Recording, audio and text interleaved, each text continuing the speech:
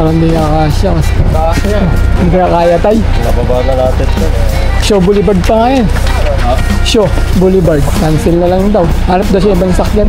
Kasi tinawagan ko siya kanina. Sabi ko, ma'am, may dala akong 10 ano. Sabi niya, konting ano na naman yung karton, sabi niya. Kaya nagpunta ako. Ano mo nakagawa natin? Ano gagawa? Ayun mga parts, hindi nagkasya yung ano natin, items.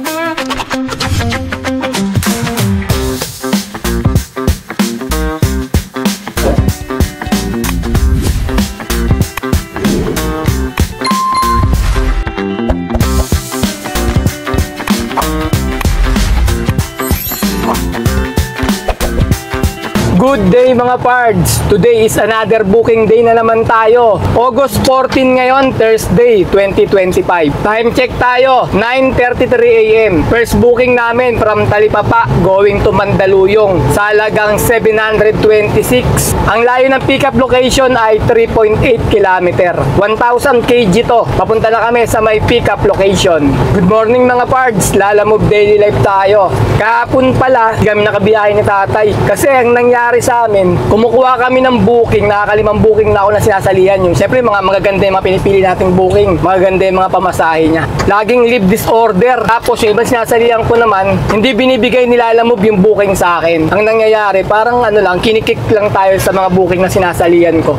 Siguro, nung mga nakarang araw ko kasi, laging cancel yung mga biyahe ko eh. Hindi naman ako nagka-cancel, bali yung mga client ang nagka-cancel kasi may mga problema nga. Gawa ng mga hindi magkasya, mga ganon, diba? Tapos kina-cancel. Siguro sa isang linggo, dami kong nagawang cancel eh, nung nakaraang linggo mga parts. Kaya nung bumiyahe ako kahapon, ang nangyari, panay leave disorder nangyayari sa akin. Pagkatapos nakakuha ko ng first booking, inabot na ako ng isang oras eh. First booking na nakuha ko, di tinanong ko, tinawagan ko kung anong padi-deliver. Sabi, cabinet daw madami. Ngayon may sasabay daw 2 tao. Lalabanan ko na kahit may sumabay na 2 tao, wag lang ako makansilan dahil nga may problema na apps natin eh. Lagi tayo nalilive disorder. Ayun na nga, tinanong ko. Sabi ko, marami ba yung gamit ma'am? Ang sabi niya, marami daw yung cabinet. Sabi ko, okay lang ba na isa sa harapan, isa sa likod? Kasi may kasama akong painante. Sabi niya, sir, hindi magkakasya sir. Hindi po pwede po yung tao sa likuran kasi gawa na mapupuno na yung likuran. Kaya kailangan talaga walang kasamang pahinante, sabi niya. Ayun, cancel na naman. Kaya ginawa namin ni tatay, ayaw mo magbigay sa amin ng booking ha. Tapos nakansilan pa kami. Inuwian namin. Uwi kami ni tatay. Ano, nasa bahay kami, nakatulala lang kami sa bahay dahil walang pera. Hindi kami nakabiyahe. Ngayon, sinubukan ko ulit bumiyahe na ngayon. Ano eh, nung Tuesday nakabiyahe ako, Wednesday, Thursday nga ngayon ulit bibiyahe ulit tayo. Kaya yung sa apps nakikita nyo, nakalib yung isang araw, walang kita. Gawa nga ng ganun nangyari sa amin ni tatay kahapon. Buti naman, unang kuha ko ng booking ngayon, ayun, pumasok agad. Kaya siguro okay na yung apps natin. First booking natin mga parts, mga bakery ingredients, pick up natin.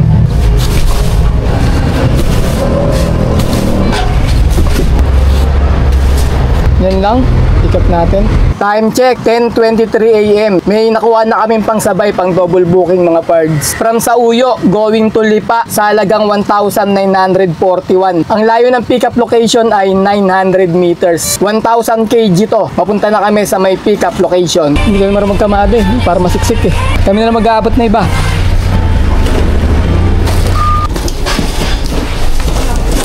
Parang hindi kakasya kasi. Kasya. Hindi kaya tay. Nababa na natin ito. Show Boulevard pa ngayon. Show Boulevard. Hindi ba kayo nag-book na ito? Doon sa may ano nag-book? Cancel na lang daw. Hanap daw siya ibang sakyan. Kasi tinawagan ko siya kanina. Sabi ko, ma'am, may dala akong 10 ano. Sabi niya, konting ano na naman yung karton, sabi niya. Dami pala. Kaya nagpunta ako. Ano mo nakagawa natin? Ano gagawa? Ayun mga pards, hindi nagkasya yung ano natin, items. Tinawagan ko naman si ma'am, sabi ko madami. Sabi niya, kasya naman, eh, harina nga tayong dala-dala. Yung pala, hindi pala kasya.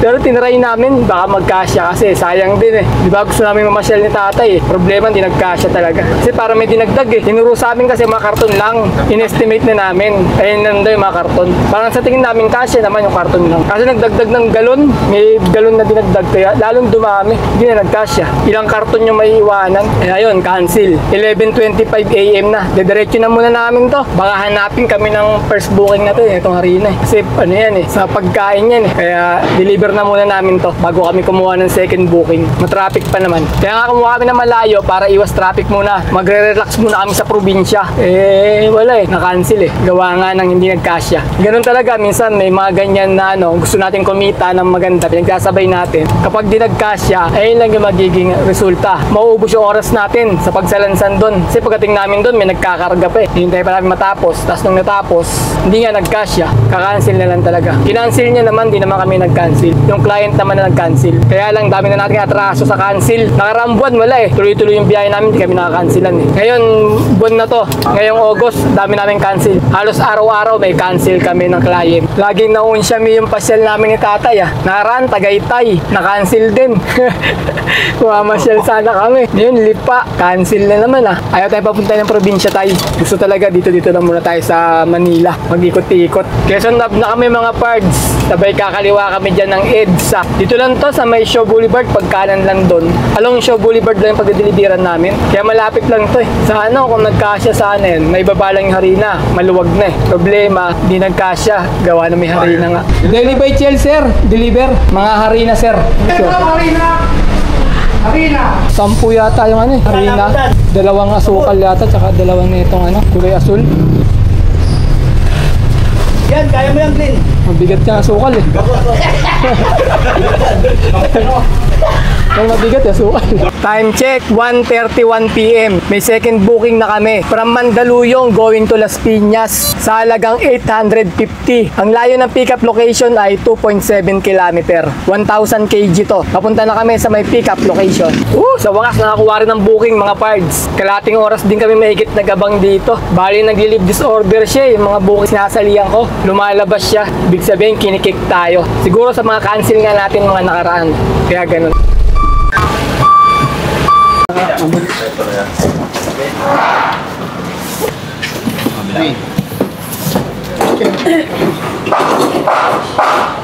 Okay, na-pick up na namin yung second booking. Papunta na kami ng drop-off location. Ang layo ng drop-off location ay 22 km. Alright, let's go! Dito na kami mga pards sa may CAA. Bale, 1 km na lang yung drop-off namin. Tapos sa may stoplight dyan, kakanan kami sa may Sapote Road. Doon na yung drop-off location namin.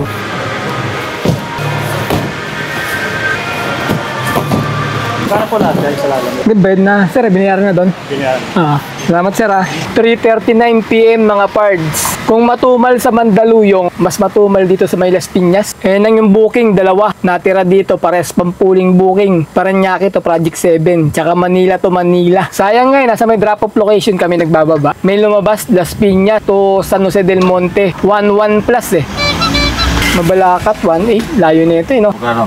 1.8. Las Piñas, Mabalakat, 1.8. Kilain niya. Madaling araw na naman tayo makakauwi niya. Kung kung maghihintay ka na ron hanggang kinabukasan, doon ka na matulog. Tignan niyo yung apps ko mga pards. May lumabas na kailangan gawin. Noong isang araw, may lumabas dito eh. Picturean ko daw yung likod ng lisensya ko, na ipasa ko na. Ngayon, ito naman lumabas. 2 remaining action. Complete your driver requirement soon to keep taking orders. Tignan natin kung ano yung pinapapasa. Submit to driver requirement.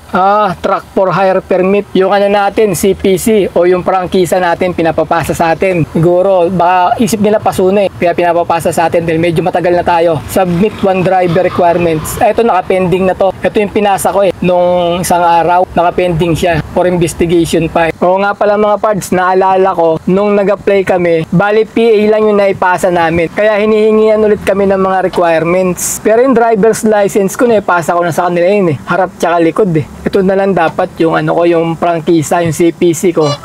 Kasi hindi ako nagpasa. Dog cage. Time check, 3:51 PM. May pangatlong booking na kami. From Las Piñas going to Santa Monica sa halagang 1,244. Ang layo ng pickup location ay 3.8 km. 1,000 kg to. Papunta na kami sa may pickup location. Magpas na naman tayo mga parts dito. Pero meron pagka hindi makita yung map. Meron pa nga hanapin yung bahay.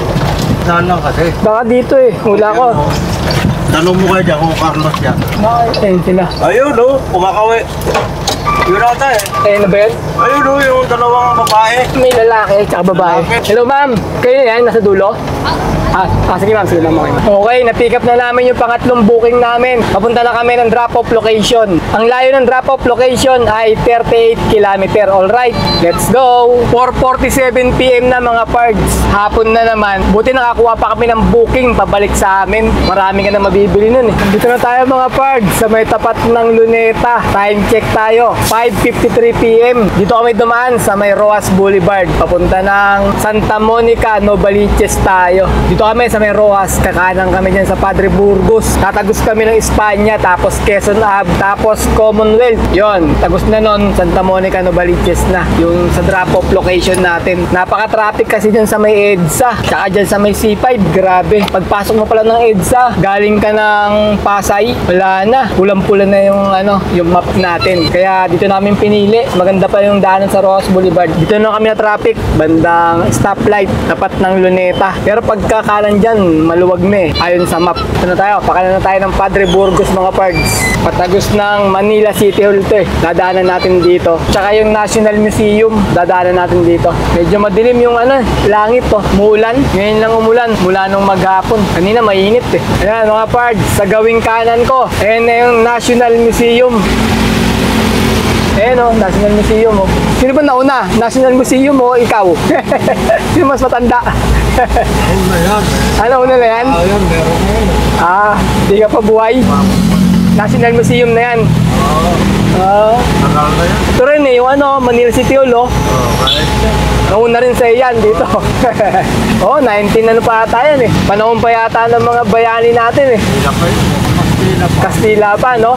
Yan, ano bang yan? Tay, nasa kanan natin. Bata. Liwasan Bonifacio.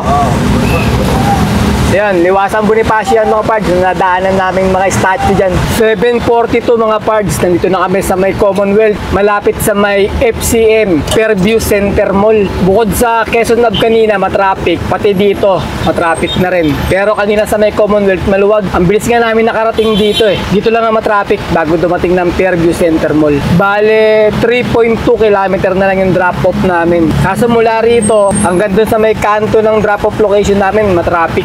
Ay, aming karton, kaya lang. Cut mo. Sige, baba. Ano po sa harap niyo?